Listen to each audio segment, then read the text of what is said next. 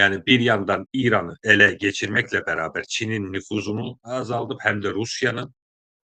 İkinci, taraftan da yani bu, Körfez'de, Basra Körfezi'nde ya Fars Körfezi'nde dediğimiz olaylarla beraber, bu Çin'i tetiklemeye çalışıyor. Ancak Çin de, kendi mekanizmasını oluşturdu. Şu anda, değiştirip, şeyine Suudi Arabistan'dan daha yüksek derecede petrol ithal ediyor.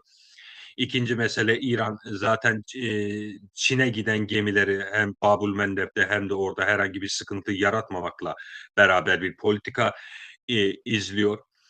Bunlar önemli ancak Amerika'nın esas meseleleri bu Musaddık'ın, meselesinde, yani Şah döneminde Musaddık vardı. O dönemde, Ajax operasyonu oldu. Orada da bir petrol meselesi vardı. İran'ın petrolünü ele geçirmekti. Yani çünkü İran hem doğalgazda hem de petrolda bilge yani beraber bir şekilde dünyada birincidir.